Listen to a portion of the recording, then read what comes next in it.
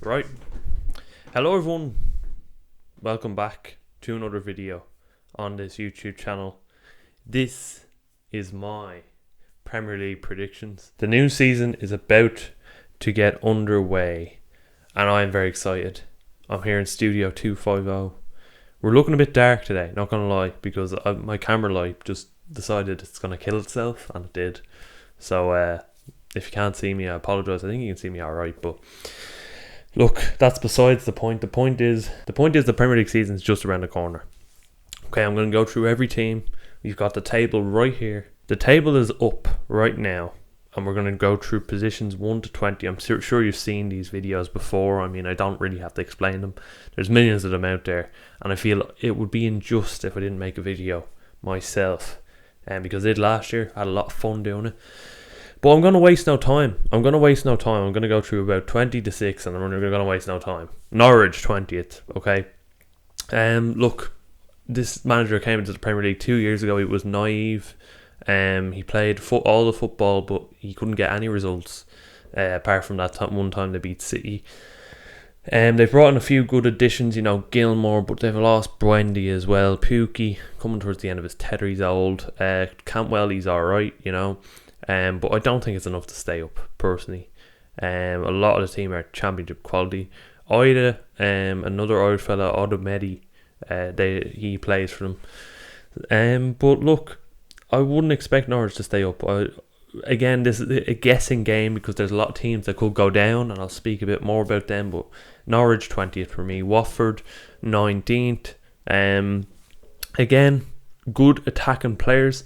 A lot of players are going off on international duty in January to play in the African Cup of Nations. Ismail Assar is class. The cycling goalkeeper Ben Foster. But other than that, man, a lot of good attacking talent. I'm sure young attacking talent. Not much I know about the squad. I just expect them to go down. I'm sorry. Maybe I'm naive. Maybe I'm ignorant. But I think Watford will go down. 18th, Southampton.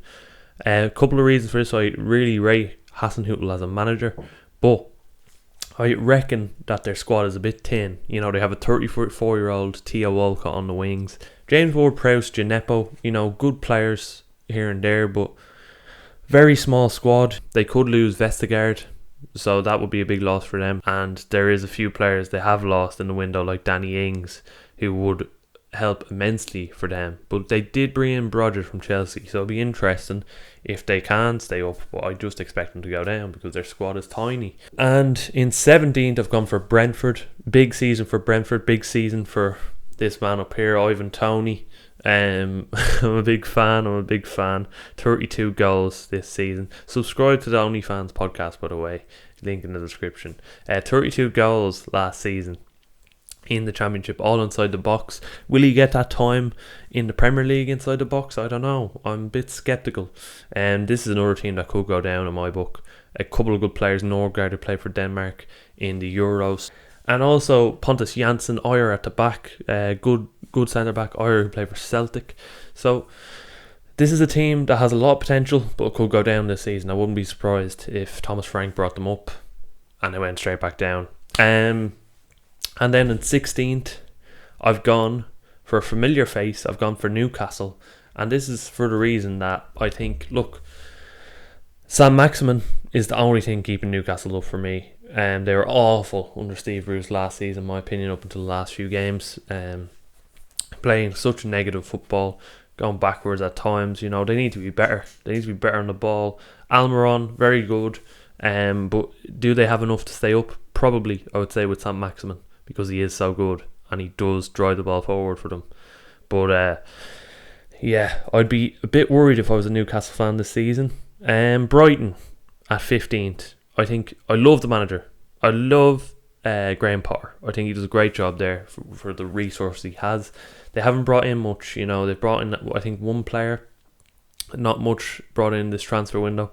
So I wouldn't be expecting much things for them, but a good team nonetheless. They do well every year, and I'd expect a 15th place. 14th, I've gone for Burnley, and believe it or not, Burnley have brought in a signing for 12 million. I think his name's Nathan Collins, Irish player. £12 million. Obviously expecting big things from him as a centre back, but he won't start ahead of Ben Mee and Tarkowski unless he starts right back. But that's one signing Burnley have brought in, and I think it's the first sign they've brought in a while.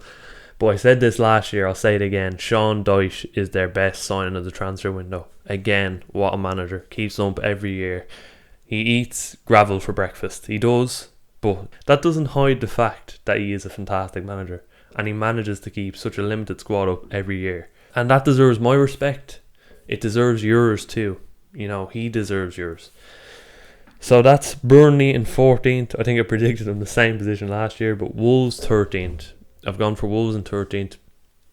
I think they have enough to stay up. You know, there is a few doubts, but I think they do have enough. I think they have Jimenez, who's a very good striker, who's come back from a skull injury, a fractured skull, very nasty injury. But he scored in pre-season. I think he's a very good striker. I think Spurs could go in for him. Nuno could go in for him. And they also have Adama. They have Pedro Neto. I think that alone is enough to keep them up. A few good young players as well, like Fabio Silva. So I think Wolves have enough to stay up. And then in 12th, I've gone for Crystal Palace. I think they'll be alright. You know, Patrick Vieira. I haven't seen much of him as a manager. I don't think he has managed much. But besides the point, I think they have a good few attackers like Benteke, Zaha. They have a good base at the back. It's whether or not Vieira's tactics suit them or not is the thing, and will it be enough to keep them up? And I think those 8 teams are all in danger of relegation, the ones I've named. But I've gone to be relegated. I've gone Norwich, Watford, Southampton. In 11th, I've gone for Everton, Rafa Benitez. We did not give him a good time when he was at Chelsea, but he did win the Europa League. And I think for Everton, he brought in Andres Townsend, he's brought in Demarai Gray, and I don't think those signs really suggest any intent, and I'd be worried, you know. Last season they brought in Doucouré, they brought in James.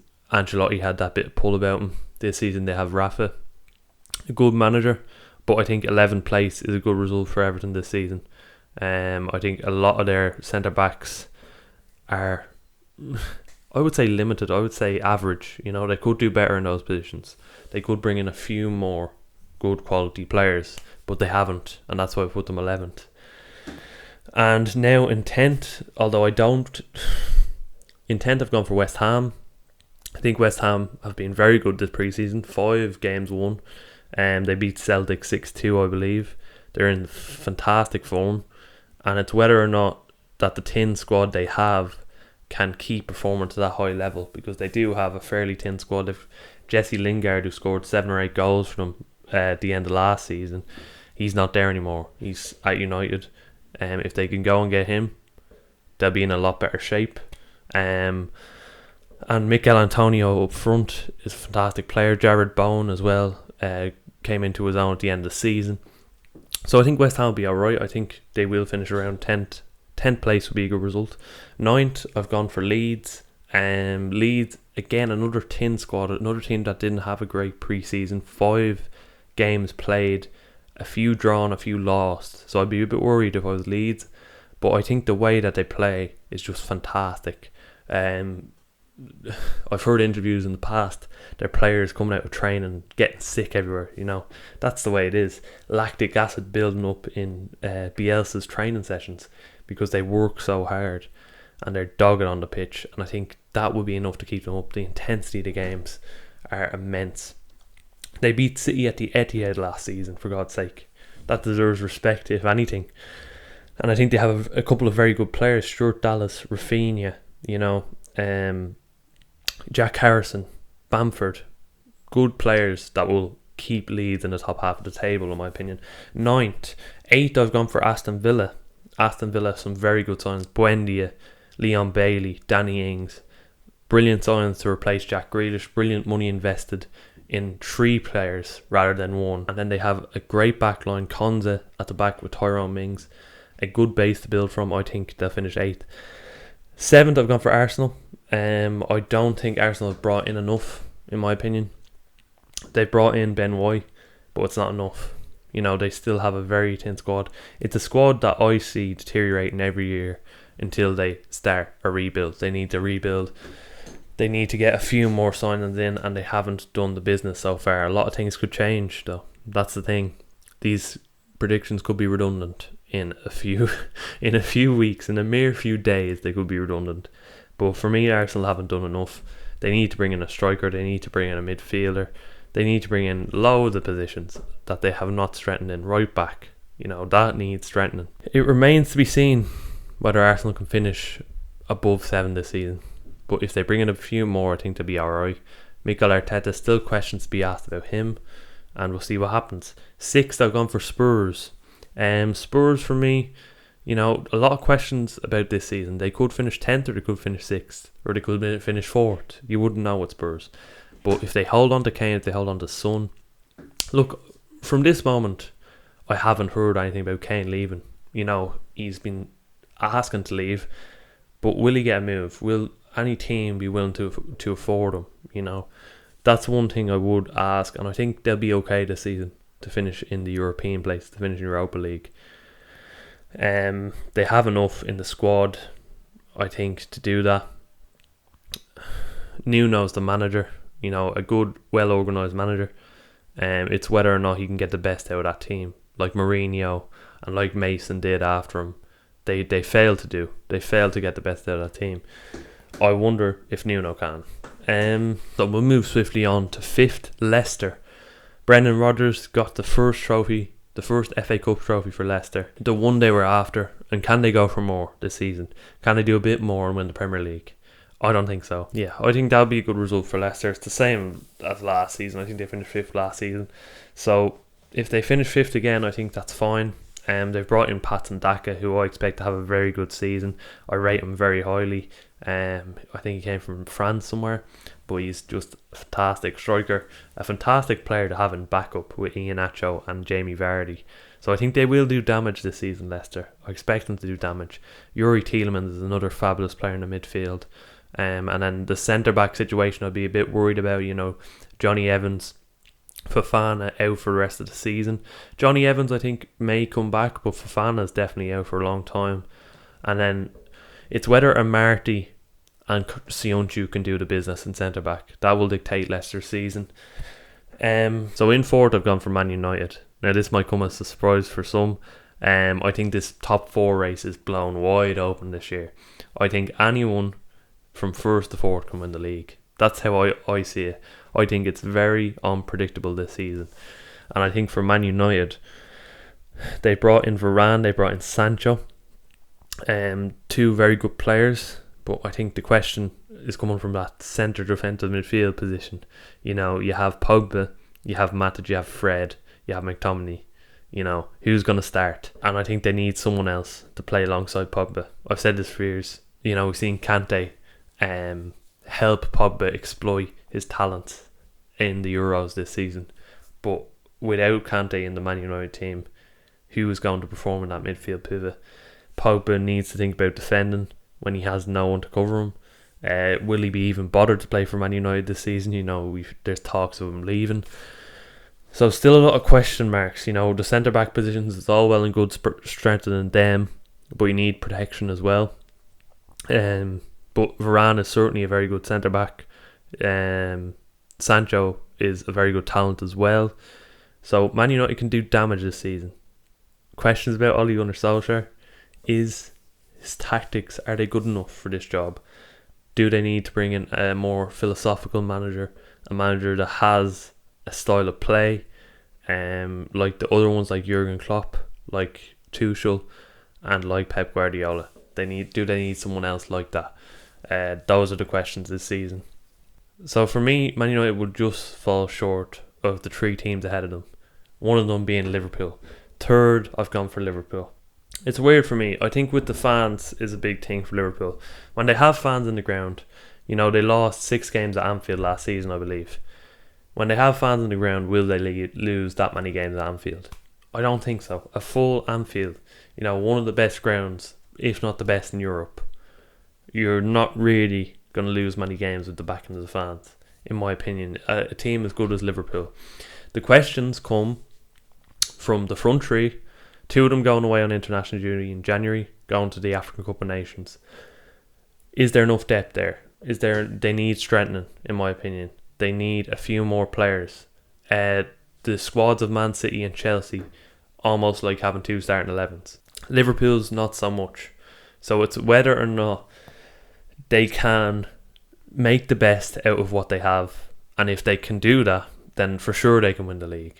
Second, I've gone for Man City. This is going to look like the most biased thing ever. I've gone for Man City. Man City have brought in Jack Grealish this season. And there's a lot of hype around this transfer. I think he will do bits for them. I think he's a good ball retainer. But the questions are asked about the size of their squad. The size of their squad isn't very big. It's not. They don't have... A lot of players have left. Sergio Aguero's left, you know. And he's a big figurehead in that team. Fernandinho's getting on a bit. He's still going, but he's getting on a bit. They don't have a striker. You know, if they go out and get Harry Kane, I'll put them first. Comfortably, probably. But are they getting Harry Kane? That's the question. If they get Harry Kane, if they go out and get Harry Kane, I think City will win the league. I don't fear City. That's why I've put Chelsea first. Chelsea, under Thomas Tuchel, have beaten Man City 3 times in a row, including the Champions League final. Who's to say you can't win the league? You know, who's to say that? A lot of people going for City, and it's fair enough to think that, you know. But I think with the signing of Lukaku, particularly, just makes me feel Chelsea have a chance this season. It fills me with hope. It fills me with hope. And, you know, as they say, famous last words. But I think that with the chance we created last season, just needed someone to finish them off. And structurally, I think Tuchel's system is sound. I think it's definitely solid. You know, I think it can definitely beat the smaller teams. We obviously had that blip against West Brom. But other than that, haven't lost much. And it's just whether or not we get enough goals to win the game. I think defensively we should be solid enough. Rudiger, Aspi, Christensen, Thiago Silva, Zuma maybe, Kunde maybe. You know, that should be enough to give us a chance at least. So I think I have this feeling in my bones. Midfield wise, not really many weaknesses. Jorginho, Kante, Kovacic, you know, they can do the job. Mount, Havertz, Pulisic going forward, Werner even, Ziyech off the bench. You know, that's a very strong squad. I've gone for it. Let me know if you agree in the comments. That is my tale for this season's Premier League. I might do another video on the Golden Boot, etc. But we'll see. If you did enjoy the video, please give it a like. Please subscribe to the YouTube channel. Spread the word. You know, that would mean a lot. We're back doing regular videos again. Football content around Chelsea, around other teams. So everyone's welcome. Spread the word. I'll see you all in the next video, which should be whenever. I'll see you all in the next video, everyone. Thanks for watching. Let me know if you agree with the predictions. I'll see you in the next one. Peace.